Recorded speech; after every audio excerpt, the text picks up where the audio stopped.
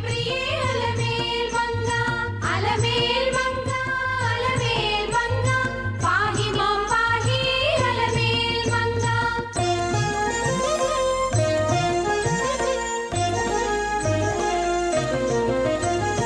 ఆద్యంతరహిత అలమేల్ మంగ, ఆదిశక్తివే నీవు అలమేల్ మంగ, అతీత దుర్గా పాహి అలమేల్ మంగ, అనంత నిత్య పాహి అలమేల్ మంగ। अलमेल मंगा, अलमेल मंगा, पाहि हरि प्रिय अलमेल मंगा, अलमेल मंगा, अलमेल मंगा, पाहि मां पाहि।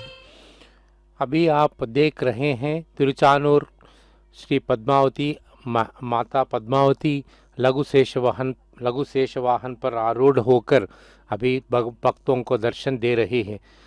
आज प्रातः काल में भगवान वेंकटेश्वर लघु शेष वाहन पर आरूढ़ होकर तिरुमला से हम सबको भक्त कोटि को दर्शन दिए हैं। आज सायं वेला माँ पद्मावती लघु शेष वाहन पर आरूढ़ होकर दर्शन दे रही है। इस प्रकार के इस लघु शेष वाहन में 5 फण होते हैं।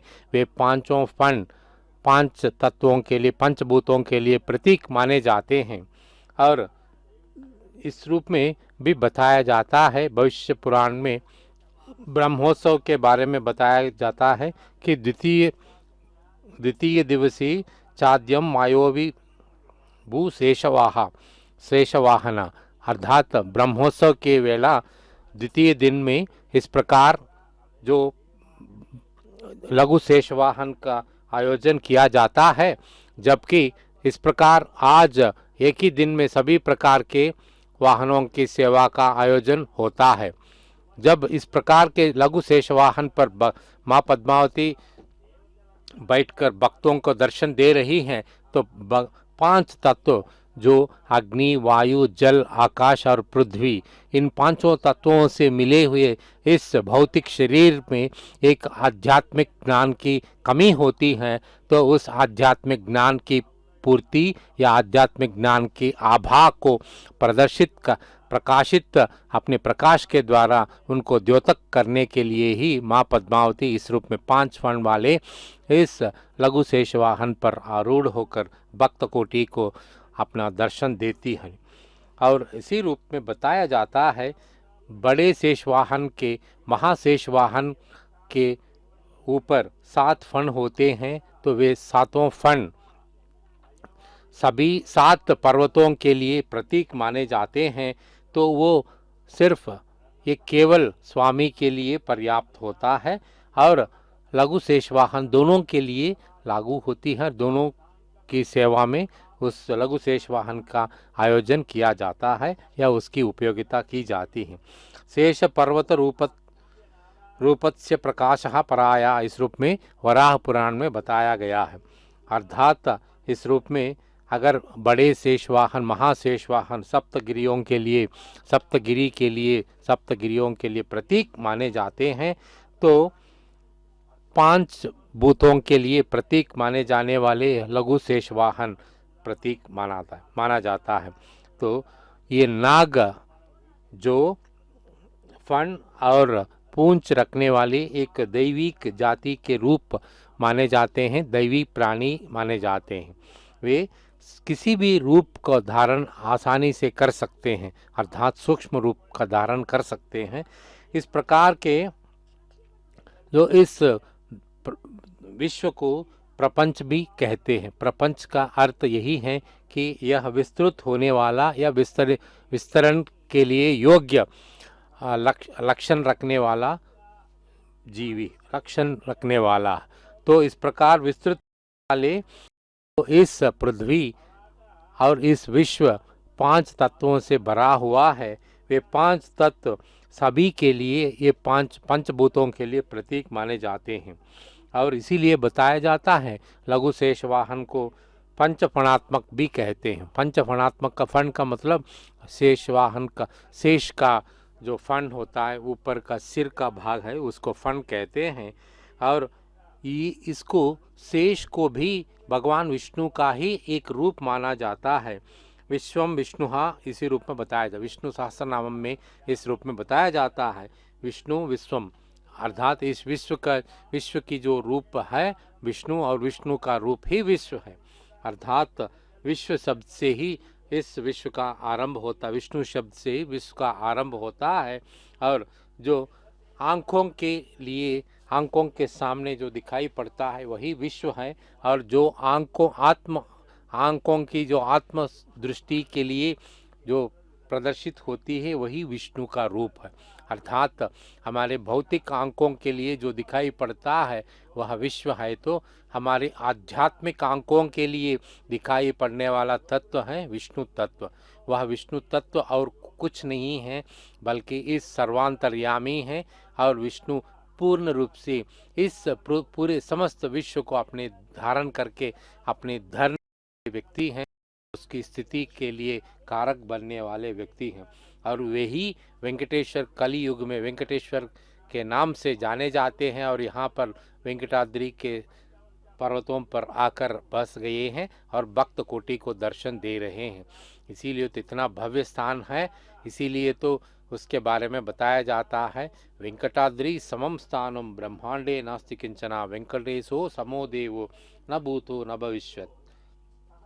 अर्थात पूरे विश्व एक शेष के समान होता है, तो उस शेष को एक वाहन बनाकर अपने उसके ऊपर चढ़कर पूरे भक्त कोटि को अपनी जो दृकों से, निर्मल दृकों से दर्शन देने वाले भगवान कितने जो शक्तिशाली हैं, और वह लघु शेष वाहन कितना भाग्यशाली है।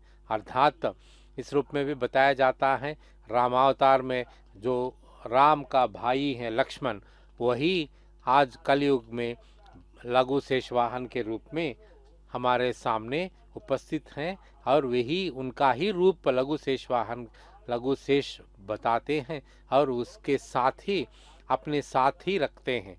अर्थात दोनों भाइयों के बीच का जो भ्रातृ बंधन जो होता है वो अनूठा है और अटूट है। इसलिए जन्म जन्मांतर में अनेक अवतार बदलने के बाद भी उन दोनों के बीच में दूरी नहीं होती है। और इस प्रकार के जो इस पूरे जो जगत को हम पंचभूतात्मक कहते हैं, जैसे प्रपंच, इस दुनिया, इस विश्व को हम पंचभूतात्मकम कहते हैं। वे पंचभूत ये ही हैं, भूमि, जल, अग्नि, वायु और आकाश।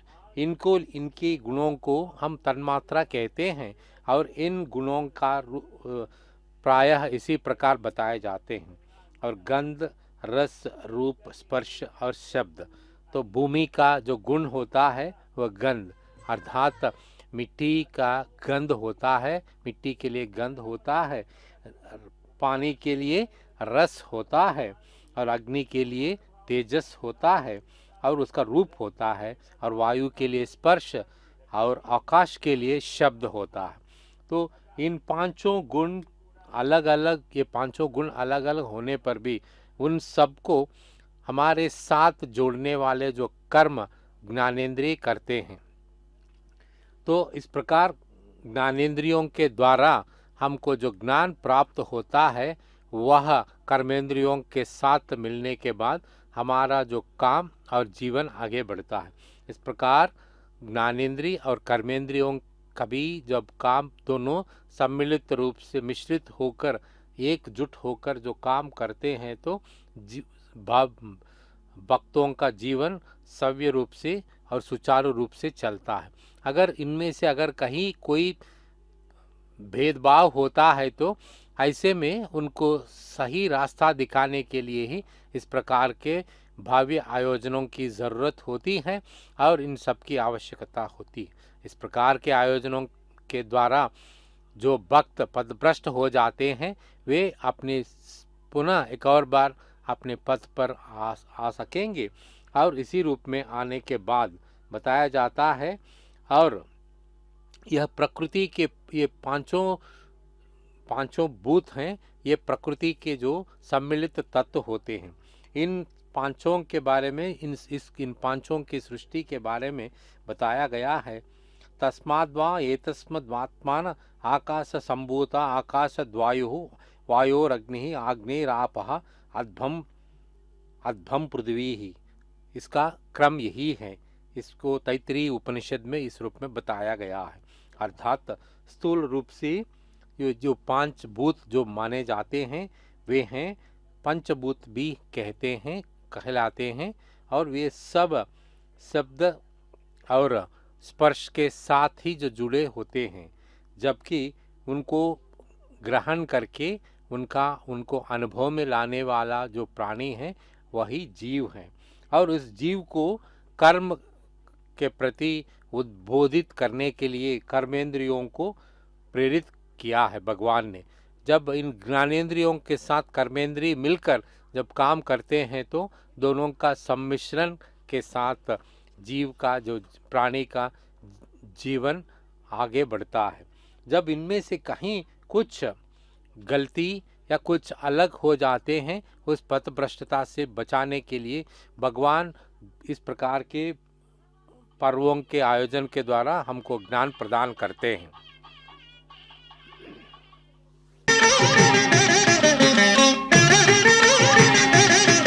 सततं श्रीशं सततं श्रीशं हितं परात्परमीडे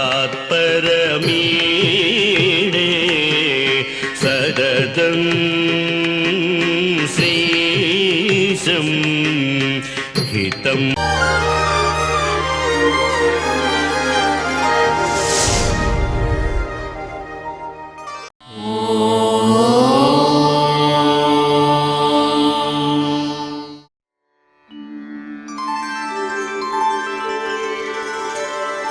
विना व्यङ्कटेशं